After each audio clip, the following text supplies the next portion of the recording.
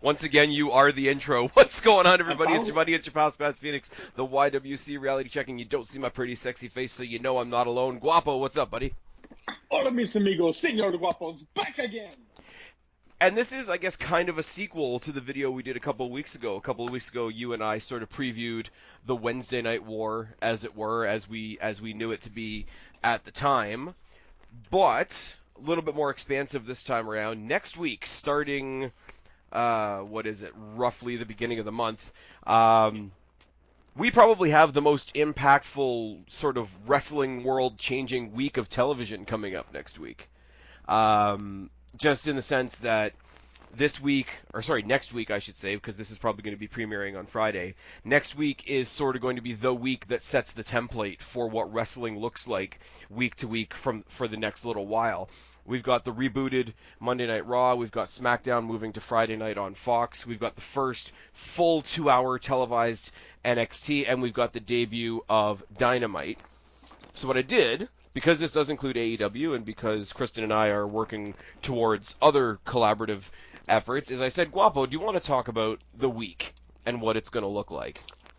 And Guapo said, yes. Guapo said, hell yes. As long as I can cook dinner while we're recording. Yes, so because Guapo's a hungry man. So this isn't going to quite be like when we do a pay-per-view preview. I am going to talk about some of the matches that we're going to see, but this isn't previewing those matches per se. It's more structural. It's more like this is what the machine is going to look like. I'm just going to go from show to show. We're going to get in some of the things that we know about how the shows are going to go on, just because WWE's been dropping news, AEW's been dropping news, and it's going to be really interesting because it's going to be exhausting as a wrestling fan in a lot of ways, especially if you don't live in America. We'll get to that. Yeah. But also I think it's going to be a little bit more spread out through the week, whereas right now the entire wrestling week is sort of front-loaded, sort of Monday, Tuesday, Wednesday, and then everything tapers off. So it may be more cluttered for some, and it may come off as less cluttered for some. I know people that do constant reviews, constant YouTube content may get a minute to breathe where they didn't have one before. But we'll start off with Monday Night Raw. And the one piece of information that we do know about Monday Night Raw going forward is the announce team. The announce team from here on in is going to be Vic Joseph, Dio Maddox, and the returning Jerry Lawler. I'm good with it. People already upset because Jerry Lawler is, big cranky old white guy and he's a perv and da-da-da-da-da and dated references from 20 years ago. Vic Joseph I really like. Everybody's like, oh, they've all of a sudden made Raw the B team. I think Vic Joseph on commentary is incredibly underrated. We've only seen him in spots here and there when he's been filling in for somebody, and I'm not going to lie, I haven't watched an episode of 205 Live in forever. But I'm assuming he's not that different than where we've seen him elsewhere. I don't know anything, and maybe, Guapo, maybe you can fill in a gap if you know. I don't know anything about Dio Maddox. Little bit, not much, to be honest. Like, I'll be 100% honest. He's like, I've heard him like once or twice. He's good on the mic. Maybe not the best, but then again, WWE, they like bringing up people that don't really have a name sometimes and making them one of the best commentators in the business. I mean, that's fair enough. The one thing I will say, and I hope it's because he's going to end up wrestling more, with Vic Joseph, when I was watching 205 Live a bit ago, he was working with Aiden English. And I thought Aiden English, for a wrestler that's still trying to be a wrestling character, was great on commentary. Yes, I definitely think Aiden English deserves to be on commentary, in the ring, and everything else, because, I mean, he is a really good wrestler. But he actually has a really good gift of gab to be on that commentary booth. Much like somebody who we both enjoy podcasting, how he started off in the good old commentary booth. Yeah. You know what's funny is with all the... I'm assuming you're talking about Taz. Yes. I've seen a lot of conversation from the We Over Nation trying to get Taz to consider coming back to WWE, and he's like, I'm doing a show 5 days a week on the radio. Why would I come and do 1 day a week of commentary? I mean... Also, let's be I real, hate to say it, Taz on I don't commentary see would be great. Taz. Taz on commentary would be great. However, I don't see if Taz did come back to that 1 day a week thing. I don't see him going to WWE. That's true. And I mean, I see him honestly, going to like, NXT. and I mean, he's the one thing I will say about him on his show is he's pretty honest about like the injuries that he's had and the surgeries that he's had and whatever. I don't think he wants to get back into that traveling situation, honestly. Exactly the reason why I said NXT. Well, there you go. Well, you're going to be at NXT because you're a dick. Yes. So I'm sorry. Yes, everybody.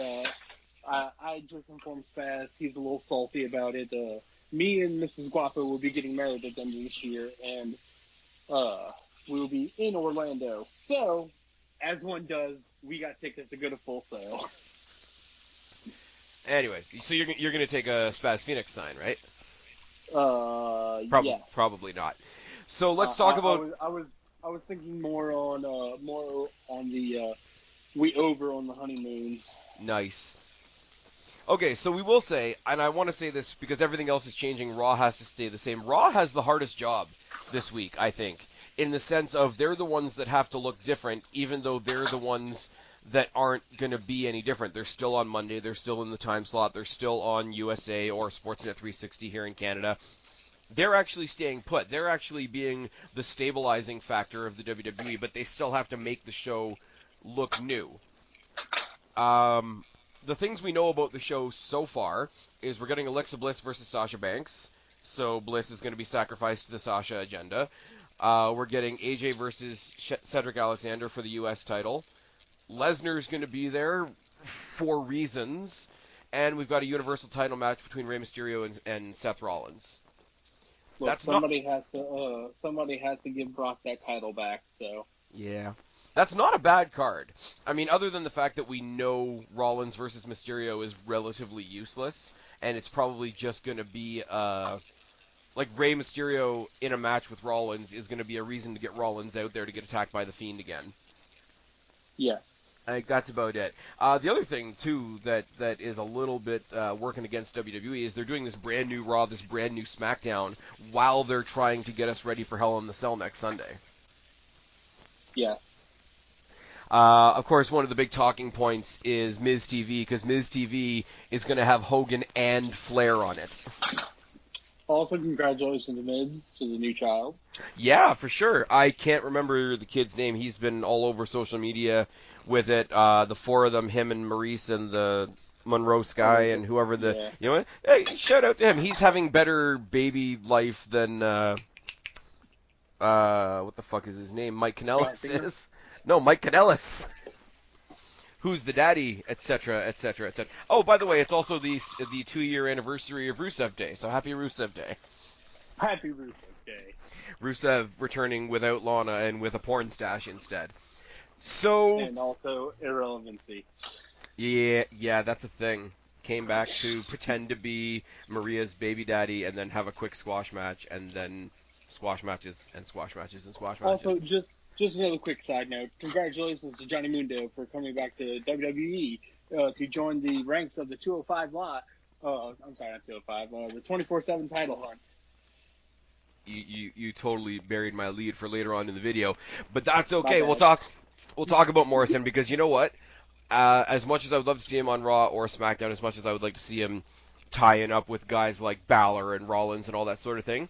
I said this on Twitter, and I'll say it again here. You guys have heard me talk a lot about Destiny Wrestling. The match that got me to go out to a Destiny Wrestling show was John Morrison versus Pete Dunne for the Destiny Championship. If you throw Morrison down in NXT and give me a rematch of that match at a TakeOver, I'm good. I'm sold. That doesn't even have to be a title match. Just put it in the main event. It was good.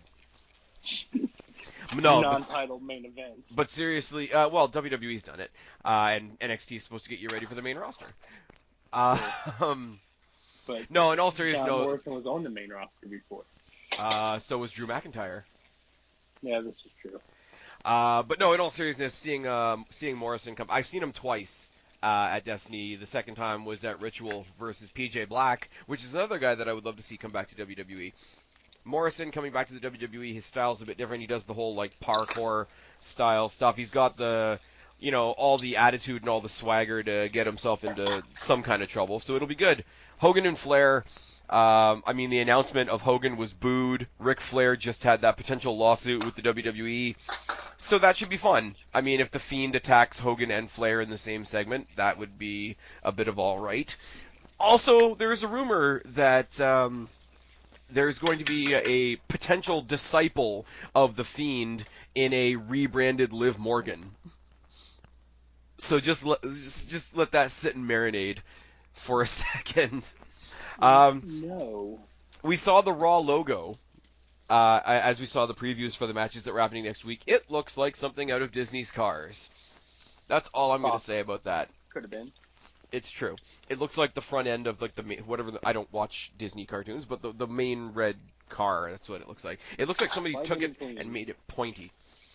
Moving on to SmackDown on Friday on Fox. It's not going to be on Fox up here because, of course, it's not Sportsnet 360.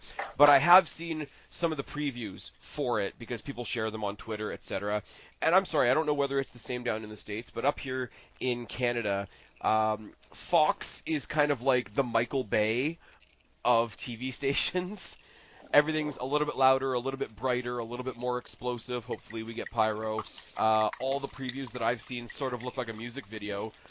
I predict it's going to have a very different feel.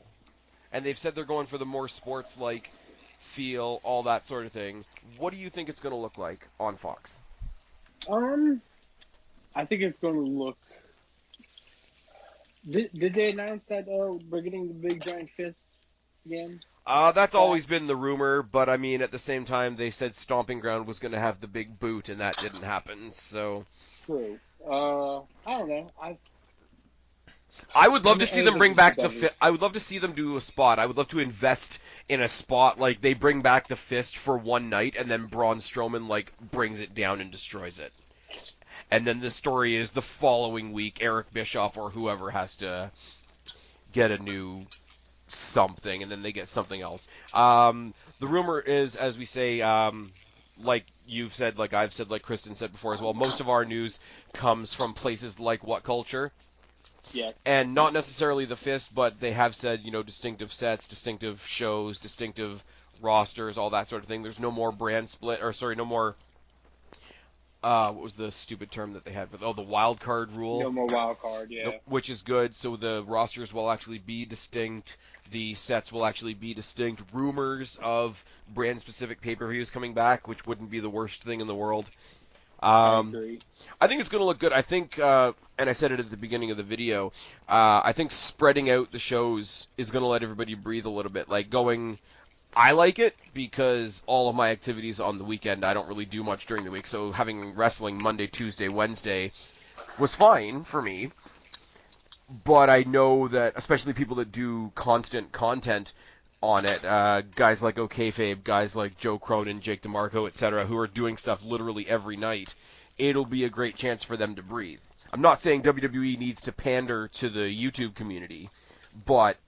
have something happen on one show and then let it resonate for a day or so. It might get a better response for each individual show. However, for hardcore fans, we're not getting a break at all.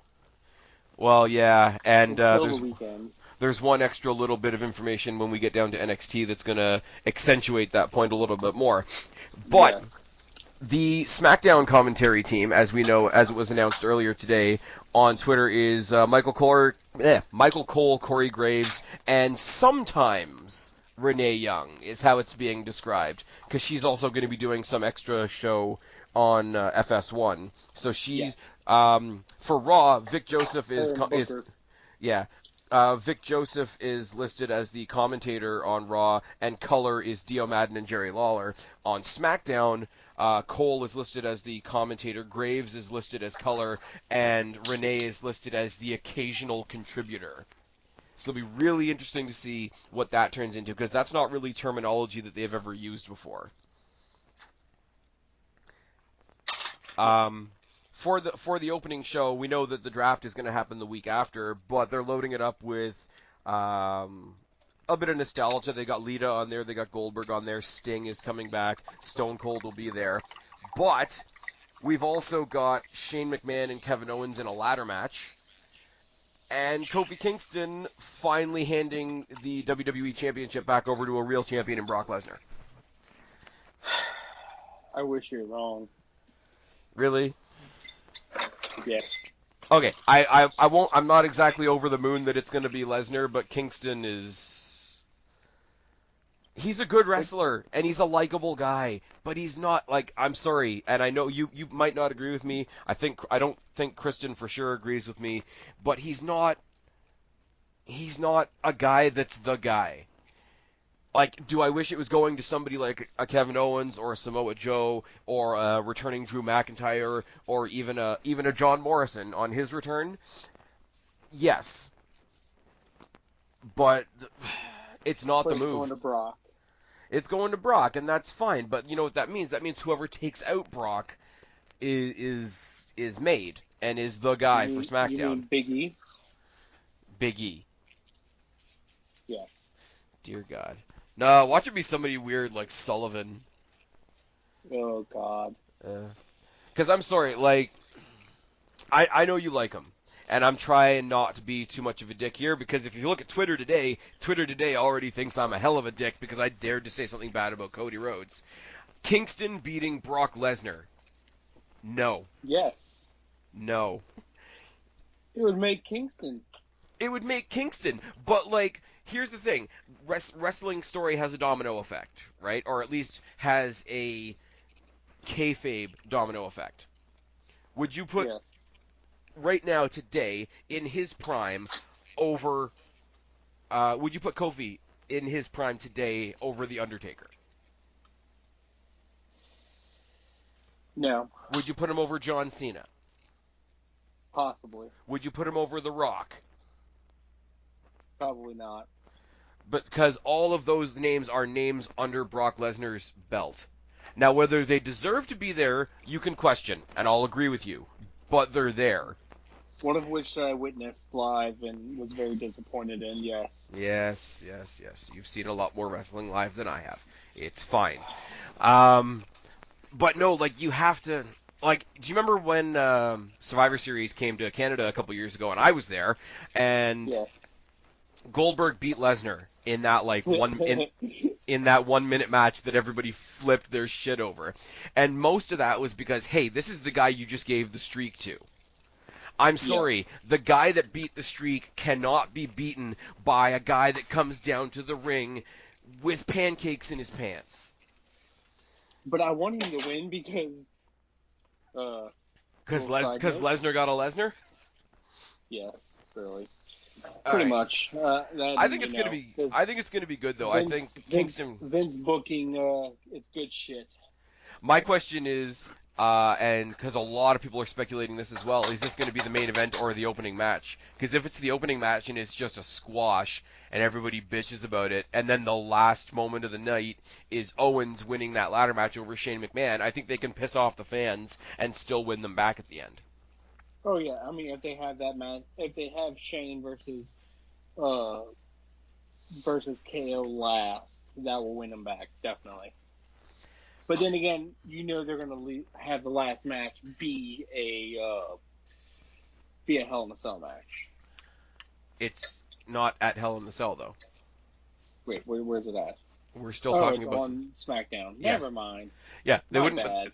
Ladder match at the Hell in the Cell pay-per-view would be a really real mishmash of gimmicks. It would be like putting an ambulance match at the end of the Elimination Chamber. Oh wait, they did that. Yeah. Okay. Yeah, they did. Moving on to NXT, their first full week on USA. Commentary team isn't changing at all. It's Nigel, Beth, and Morrow, who I really like. They're basically booking NXT as a Night of Champions thing, because we've got the Street Profits versus the Undisputed Era for the tag titles, we got Candice LeRae versus Shayna Baszler for the women's title, and we got Matt Riddle versus Adam Cole for the NXT title. Hold on, say it right. Adam Cole. Baby! I don't see any titles changing on this night, but this, I mean, it wouldn't be the best one of the year, but this could be the card of a takeover. Yes, I agree with you on that. I like the fact that they're not changing the commentary team. I like the fact that they're staying together. I mean, Cole, Graves, and Renee are staying together. They're just going to a different show. Yeah. Nigel, Beth, and Morrow are really good. Nigel McGuinness is really funny. Morrow has that style that everybody either likes or hates. There's nobody really in between. And Beth Phoenix is great on Beth commentary. Phoenix. I've said it before. Like you know me, I'm a huge mark for Renee Young. I think she's great in the various roles that they've put her in, but commentary isn't necessarily her strongest suit. I'd love to see her do interviews. I'm gonna love to see her in whatever this FS1 WWE backstage thing is. I saw her on Aftermath before she even joined WWE. But on commentary is not her strongest suit. Either that or they're not letting her be that way. So I think Beth Phoenix sort of trumps her a little bit. Yeah. Well, Beth Phoenix, like our one of our favorite podcasters says, she brings a realism because she has been in the ring, she has done the dance, she has won the titles. That's true. But I mean, like, you would think that for that element they would lean on Nigel McGuinness, because WWE went out of their way to outline Nigel McGuinness's career when he debuted as a commentator for them. But Beth and he sort of sandwich that experience. Whereas the only one, like I say, you look at what is now the Raw team, what's about to be the SmackDown team, the only one with the experience really is Corey Graves, and unfortunately for him, his in-ring career was cut really sadly short. Yes, it was. Now, a little add-on to this, because I think the new version of NXT has already been going for 2 weeks, and I think it's been great so far, so there's nothing really for us to speculate on. But on top of this, if you want to talk about there being a show almost every night, and I know Impact Wrestling is doing their shit on Tuesdays on Twitch. I'm not watching it, but for the sake of talking about the full week, they're on Tuesdays. WWE, with NXT being on Wednesdays, has moved their broadcast of NXT UK to Thursday nights. Yes. So there's not a free night. I don't think they're changing every night. I don't think they're changing anything about their show. I'm not watching UK as much as I should. I mean, the two biggest names that I could think of from UK are Pete Dunne and Rhea Ripley, and they've moved to NXT proper. So NXT UK has a bit of a job on. What about Walter? Walter, Chris Jericho's favorite wrestling name. You mean Michael Hamflett? Anyways, yeah, but all of Imperium are on NXT as well, and Walter has this weird rivalry going with Kushida now. With Kushida and Breezango are my new favorite, like, 3-man tag team. They could take on the New Day, and it would be wonderful. But I mean, UK is still great. It's just by the time we get to Thursdays, we're all going to be dead. Yes. And we wouldn't even have seen SmackDown yet. But NXT, I like the way they're doing things so far. We kind of speculated on this a couple of weeks ago. They've got a couple of filler matches here and there, but it means a lot of their undercard, especially their women's undercard, is getting a chance to get their face out there. They just showed Deonna Purrazzo and Chelsea Green in the crowd. They're going to get thrown into the mix soon. A couple more of the women that were in the Mae Young Classics, Chapter 1 and 2, are getting a bit of a spotlight now. Rhea Ripley's over there kicking ass along with Shayna Baszler, Candice LeRae, and a couple of others. I think they're fine. And I think putting LeRae versus Baszler on the same night as another match we're going to talk about in a second is really a shot at AEW. So that brings us to the debut of AEW Dynamite. To the best of my knowledge, the commentators for this show are going to be JR, Tony Schiavone, and Excalibur. Yes. The matches that I know about, and you'll probably know more about this than I will, we've got the beginning of the tag tournament. The first match of the night we already know is going to be Cody Rhodes versus Sammy Guevara, and we've got the match to establish the AEW Women's Maybe Championship between Riho and Nyla Rose. It's a decent little card. I will give credit to AEW the way they're advertising each week as something different, each week in each city as a different show from the next one. If you see them on social media, I think that's a really cool thing because that's something we haven't seen from like Impact, Raw, SmackDown, NXT. Each show having its own identity based on where it is and building cards like per town.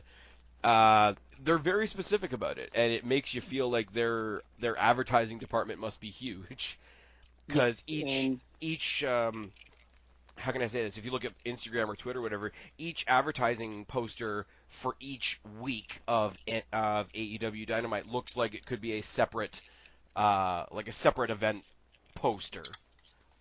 Yes. Um, Uh, I think it's well, gonna be good. I think Tony Schiavone coming back to the commentary booth is gonna be really interesting. Jim Ross is Jim Ross. Excalibur is basically Mauro Ranallo in a mask. Once again, you run into the same problem as NXT fans are doing. Is if you're outside of America, you're kind of fucked. Um, we're getting the cut down version of NXT on a Friday here in Canada. It's only going to be 1 hour of the 2 hour show. If you got the network, even you're waiting a day. You're paying to wait a day while everybody else gets it live. AEW is falling under a lot of scrutiny right now because not only do they not have an affiliate up here in Canada that I'm aware of, you can watch it on Fight, but it'll cost you, and the fans in the UK are fucking pissed. They get a highlight reel show of Dynamite 4 days later. ooh, yeah, that's bad. They got Tony Khan got to pay some money and get that fixed like now. Like, I'm sorry, and I know I'm going to say bad shit about Cody Rhodes, and that's what I'm getting shit on for social media all day today. But he was the one that went out, and he was the one that made a point of saying that they value their UK fans, and made a point of saying, we're not WWE, we're going to acknowledge everybody, we're not just a home base operation.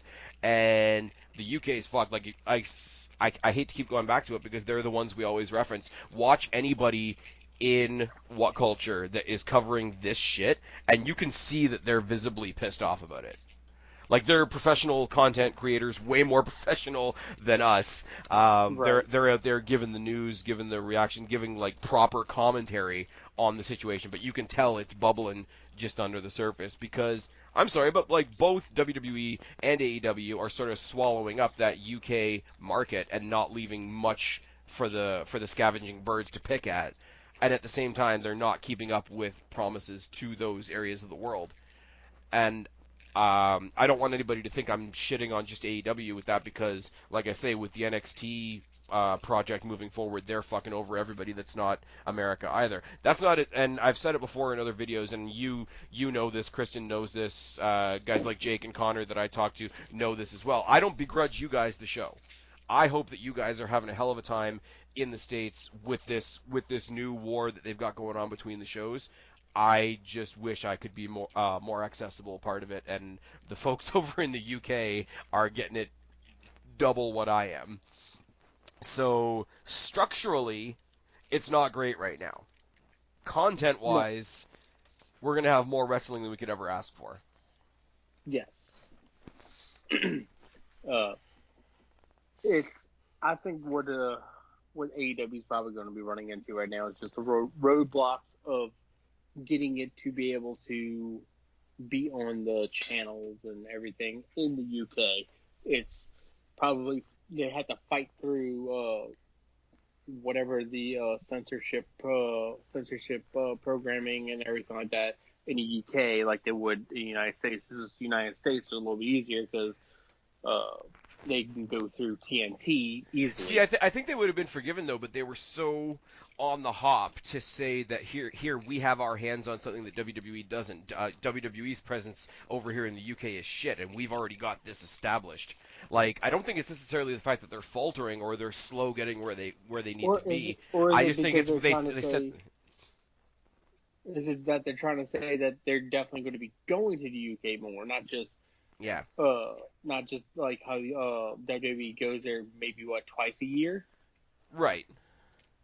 But I'm just saying, like, because they said, and I'll have to pull up the interview again, but it was basically like Cody Rhodes saying the WWE cable deals for you guys here in the UK are shit. We've been talking to like whatever it is, like UP4 or Sports 4 or whatever it is over there, and we've already got a great deal. Our deal, we haven't even had a single show yet, and our deal's already better than theirs.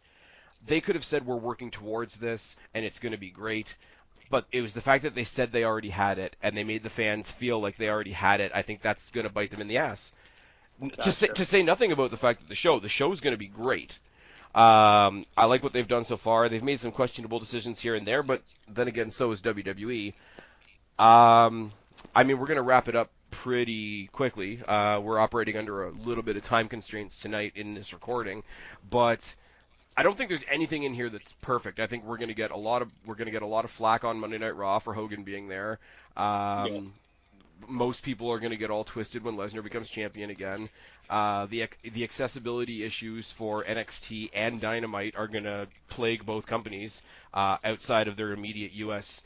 bubble. But as a whole, the people that really want it, I on my NXT review last night, I put up a bunch of different websites that I've been using to watch NXT for the past 2 weeks. The people that really want this content and really do appreciate it are going to be able to find it.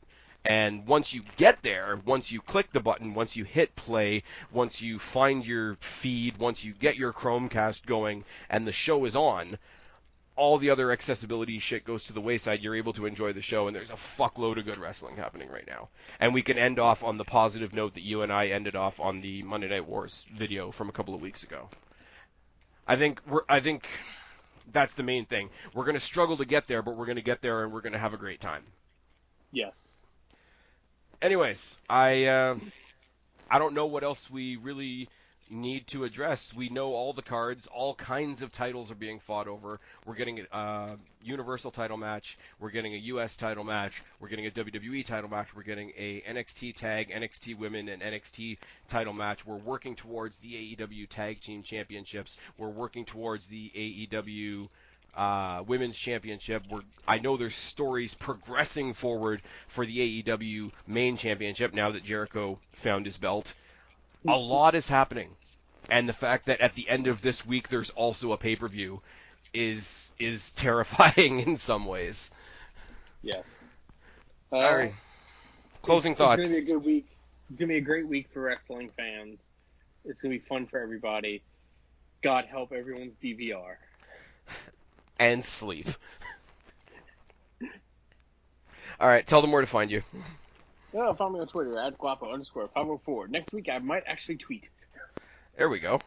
And next week we're hoping to wrangle up Kristen and do some sort of preview for Hell in the Cell in amongst all of this. Yeah. All right, At some point we'll figure it out. And you guys know where to find me, or you wouldn't be here. I've been Spaz. He's been Guapo. We are your YWC Reality Check. Subscribe up there. Talk down there. Start a conversation. Keep all of these conversations going. Don't be a stranger. I'll talk to each and every last one of you later. But for right now, I am tagging out. Bye, guys. Adios, mis amigos.